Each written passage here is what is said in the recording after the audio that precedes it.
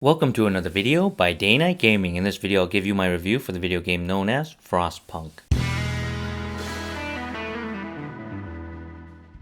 Frostpunk is a city building simulation game set during a fictional Ice Age level apocalyptic setting. The player will try to build their city surrounding a heating generator, while trying to keep the populace alive from the rapidly decreasing temperatures. Due to the nature of the game, the players will come across moral choices that can make or break the colony. And this is where the heart of the game really tries its best to leave an impression on those who play it. What will you do to survive? What choices will you make to get through the winter? An example of this is where you are asked if you would like to put children to work, risking their lives to the coal mine in -20 temperatures, or will you have them help in the medical facilities to tend to the wounded? Do you spend time building tents for people, or do you rush people to work, forcing them to scavenge wood in some broken boxes in the freezing, snowy hills? Did these choices lead to someone getting frostbite? Do you amputate their frozen limbs? What will you do to survive? What will you do? The moral decision the game asks of the player made this game very intriguing to me. While I normally already enjoy SimCity type games, the extra layer of depth really brought this game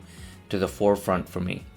But even without the morality layer, the building simulation side of the game is still very competent for its genre. I found it very fun designing my town to fit my personal preference, but it's important to note that while it is a building simulation game, it is also a survival game as well. There is a day and night cycle, and as days go by, the temperature can and will change, usually getting colder, but also sometimes getting warmer, giving you a brief moment of respite. You can build roads, or if needed, demolish them as well. Roads are important for linking workers to buildings and facilities, because the last thing you want is people trekking through freezing snow day in and day out. But you have to be careful where you put roads, because most buildings cannot be built on top of roads. Every grid square can be important real estate. You can also build workshops to research and advance a technology tree that will be vital to your city's continued survival. With this technology tree, you will have to balance between researching from 4 different paths: heating, exploration and industry, resources, as well as food, health, and shelter. All 4 trees are extremely important, and you can eventually learn every technology if you wanted to.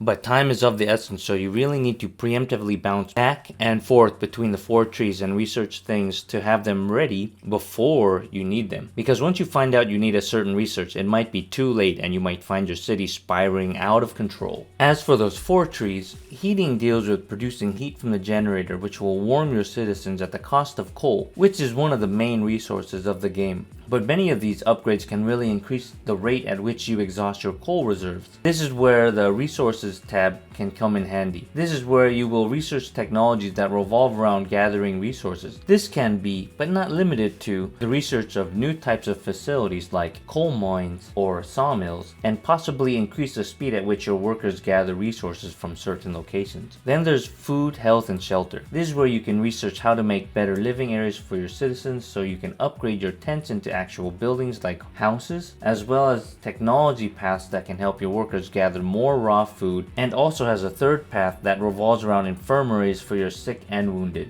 And lastly, there's exploration and industry. The industry part of this tree revolves around the factory that you can eventually build. This is a pivotal tree for surviving the late game, because this will allow you to build automations that can work night and day within freezing cold temperatures. It also houses the exploration tree, which is extremely important for the early and mid game. This is where you can research technologies that revolve around exploring the freezing wastelands around your city. So with all these things in mind, the player really needs to balance gathering resources by carefully managing where to allocate your workers, engineers, and or possibly child labor, while at the same time determining where to expend those resources. At what rate do you split them up between constructing buildings and researching technology, while also managing the temperatures of the work and living areas of the town. Of course, while all this is happening, the environment's temperature is either raising or falling, which can lead to your population getting sick and wounded, with the ever-looming threat of death lingering in the background. But wait, there's more. All your actions also affect the population's discontent and hope. Discontent, on one hand, measures the level at which your citizens are angry at the choices you make. The greater the bar, the more they are displeased with what you have done. While on the other hand, hope measures how much, well, hope the citizens have at surviving the winter. The greater the bar is, the more hope they have. So between these two bars, lower the discontent the better, and higher the hope the better. But both bars are important, so you want to try and keep an eye on both of them. And as moral choices and events arrive, they can have a dramatic swing on both of them as well. Individually, each of these game systems would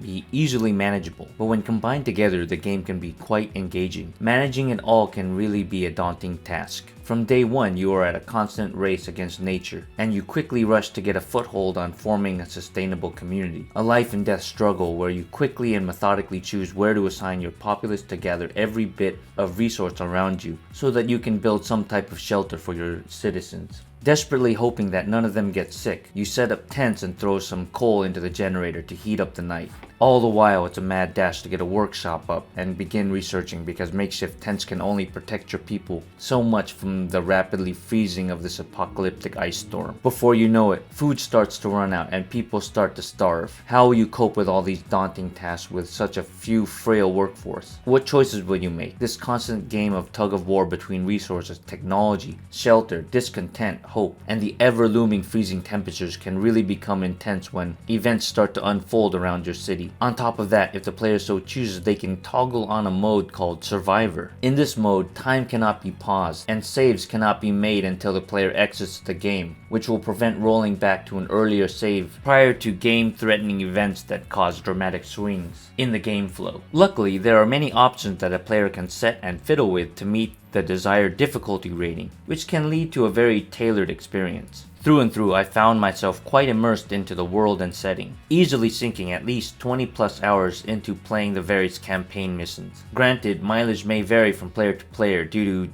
differing tastes, but for me, this one was quite an addictive escape. I must applaud 11-Bit Studios on this masterpiece of a game, and look forward to their next endeavor. As far as I know, this game was released for PC on Steam, as well as PlayStation 4 and Xbox One. If you're into city building simulation games like I am, then I highly recommend giving Frostpunk a try. It is an absolute joy, and at a retail price of $29.99 USD, it's quite a bargain, especially if you manage to snag this game up on sale. Keep in mind though that my play experience completely revolves around the PC version, and I have no knowledge of how well it plays on the consoles. I would also like to express that while it's highly probable that your first playthrough might seem like a hopeless endeavor, do not worry, as I am sure through subsequent playthroughs your trials and tribulations will lead to a satisfying conclusion. And of course, feel free to play with the different difficulty settings to truly tailor the experience to your liking. Lastly, I must state that I am not affiliated with 11-Bit Studios in any way. I did not receive any review copies, and this review is coming straight from my own opinion. Thank you. I hope you enjoyed this video. If you did, please consider smashing that thumbs up button. Hit that subscribe and ring that bell for notifications on future videos that I might be posting. And until next time, take care. Goodbye.